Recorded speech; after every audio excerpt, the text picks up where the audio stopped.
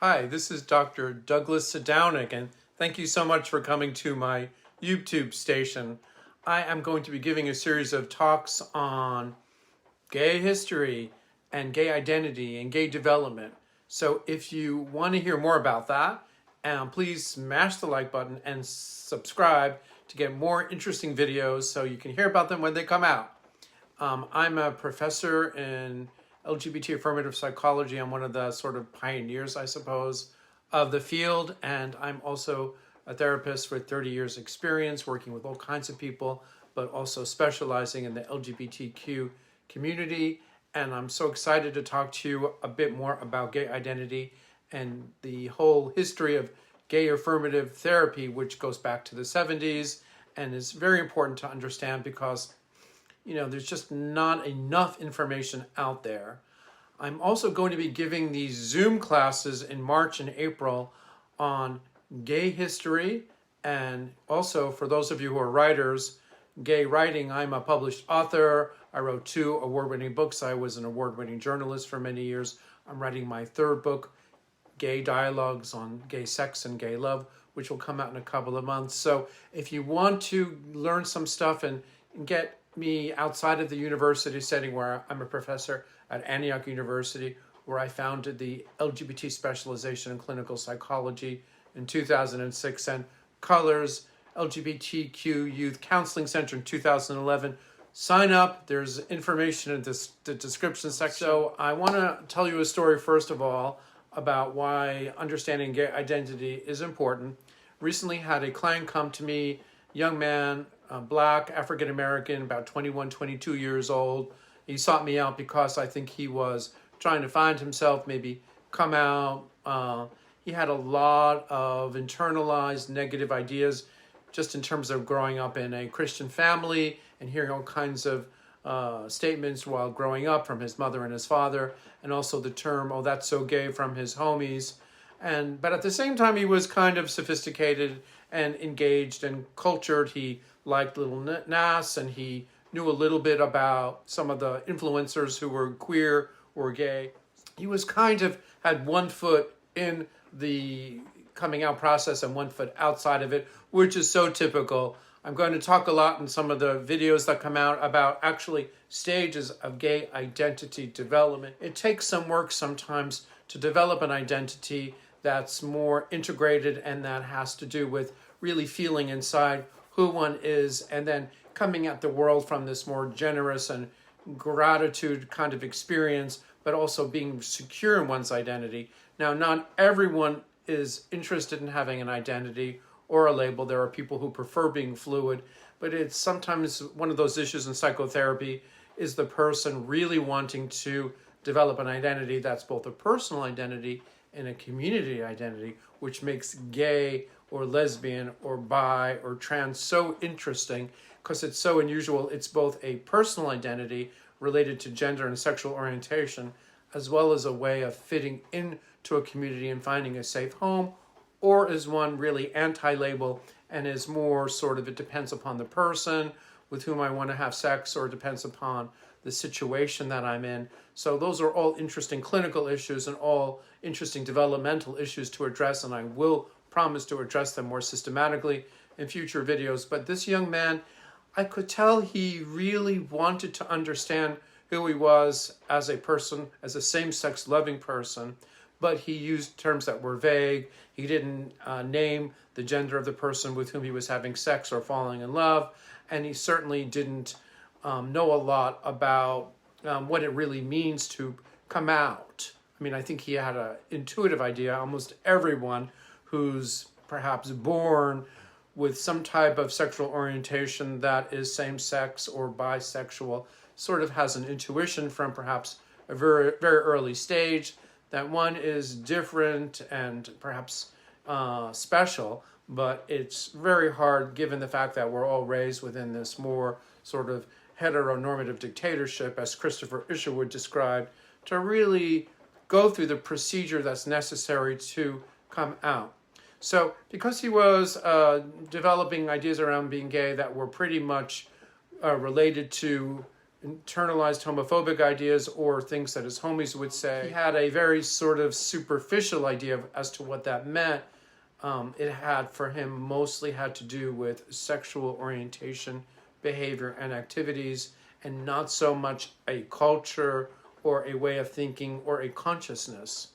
So what I proceeded to do with him was, as we got to know each other, is to talk to him a little bit more about, I don't know, let's say history. Because if you take people's history away from them, if you just give them nothing but, just behavior, they can't find a soul. They don't know who they are. One of the things that heteronormative culture or supremacist culture does is it flattens out historical understanding. So when you do that, you really deprive people of their context in the past, in the present, and the future. So you really can't find yourself as a player within history if you don't know where you come from. As a Jewish person, I understand what it means to a certain extent to be raised Jewish, to have certain ideas about the Mosaic Law, whether one is very religious or middle religious or not that religious at all and secular.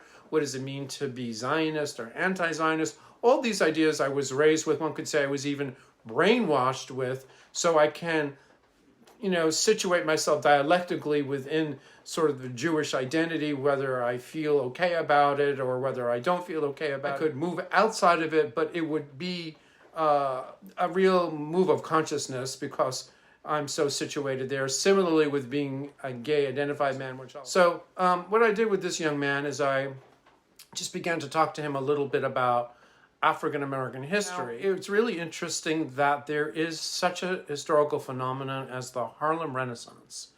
I know many of you know about it. That is a time in the 1920s and the 1930s when there was a revival of African-American culture, philosophy, poetry, nonfiction writing, essays, and this was a time when many of the people who had previously been in the South had migrated north, and Harlem in the 1920s and the 1930s was a cultural center, like sort of almost like Vienna, maybe in the turn of the last century, a place vibrating with energy, sensuality, culture, and it was also a very safe place to be a non-heterosexual person.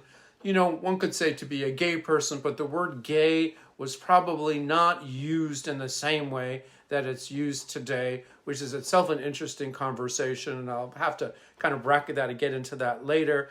I don't even know people were using the term homosexual, which was developed in the 19th century in Europe to actually identify same-sex loving people. To be honest, same-sex loving people have existed probably since time immemorial.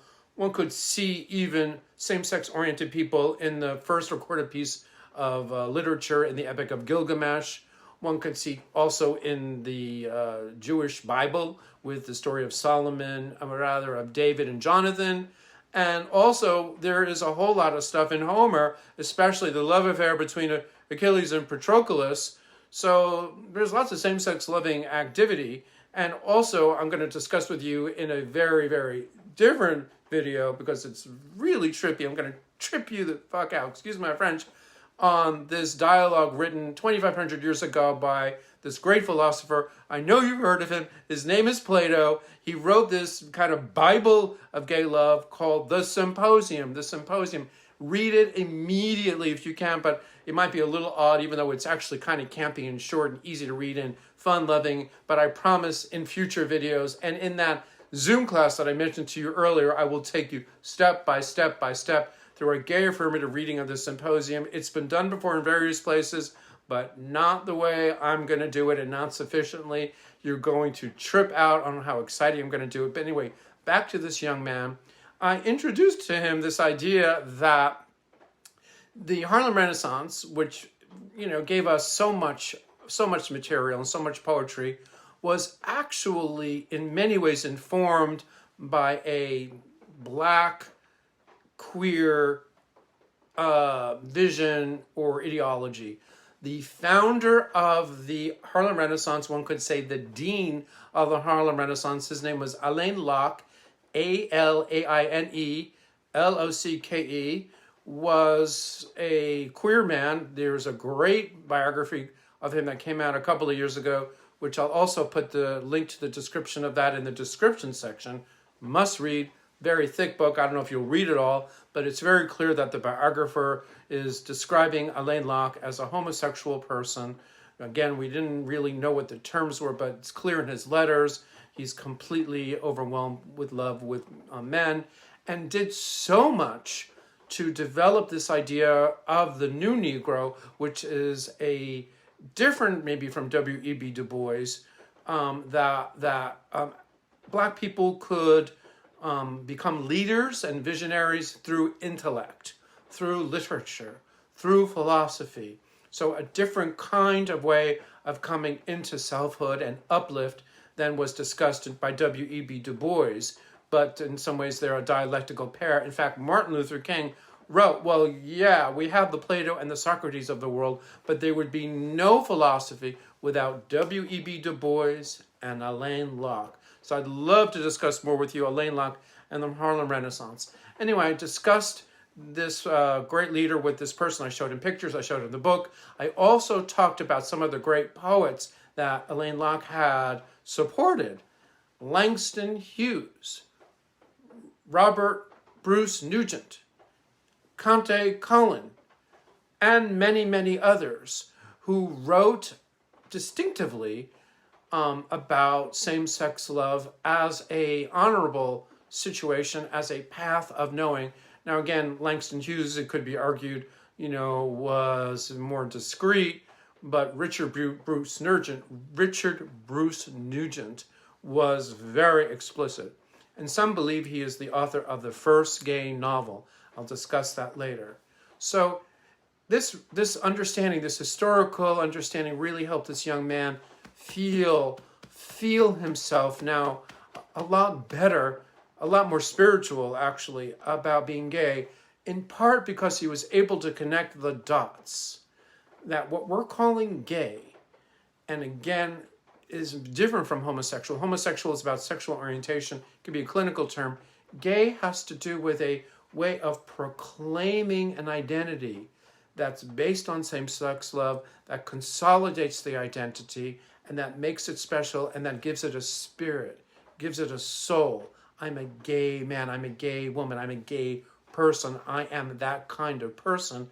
And I was able to discuss with him that actually what it means is that, can you imagine what it's like to be a young man such as him, or even Alaine Locke, and one is pulled away from identification with the collective, with the family of origin, to become one's true self, to follow the path of one's energy system of the mind that Freud called libido. The energy to work and to make love is libido. And if you can imagine that the libido in people who call themselves gay is homosexual, it's intelligent, it's different than the libido that organizes heterosexual development. I am going to talk about the speech in Aristophanes and Plato's Symposium that shows that homosexuality has an archetypal place in philosophy, but that's not going to be what I'm going to do right now. But I think this young man was able to see that to be gay means to become a true self. It means to break the bonds of heteronormativity. It means to come out of the closet, not just in terms of one's sexuality, but in terms of personhood.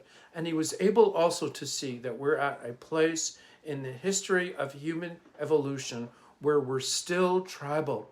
We can see the problem of tribes all over the world, in me versus you, in this group versus that group, in wars, in violence, in genocide, in all kinds of terrible things, just because people are so organized to be part of a cult, part of a tribe, part of a group, part of a family. Imagine what it's like, therefore, to follow one's instincts, one's drive, one's tendency to follow the libido, so that libido pulls you away from the attachment to mommy and grandma, from that whole tradition that says you are just a male, You are just a female, and your job is to procreate babies for the tribe. And instead, to follow a different path of procreation, which is one related to individuation, to take one's place as a human being, really, in a way, for the first time, becoming a person that humanity really needs if it's to survive the crises that are coming. We know that the next few years are going to be very, very, very important, influential, perhaps even threatening, with global warming, with nuclear proliferation, with the problem of democratic norms, with the election that's coming up, with Plato entering into Aquarius, which hasn't happened since the French Revolution and the American Revolution. God only knows what that foretells for the next 20 years. So maybe Mother Nature and the individuation process is calling for those people who are compelled by the way they love to model for the rest of humanity how to become a true self, and thereby becoming more connected to family, more connected to the community, more connected to society, but as a sovereign individual relating to others. Well, I just got so tripped out by that whole idea that actually being gay is something that's available for all human beings, and that those people, like my client, who was actually in the process of coming out, is an exemplar. As challenging as it is, and as difficult as it is to come out and to defy the heteronormative dictatorship, to be a true self. For more videos that are inspiring and talk to you about how being gay is so important, its historical roots, its philosophical roots, its literary roots, please hit the like button, follow me, look in the description section for the Zoom classes I'll be teaching in March and April. I look forward to getting to know you. Please ask me any questions that you have, and I look forward to connecting with you soon. Thank you so much.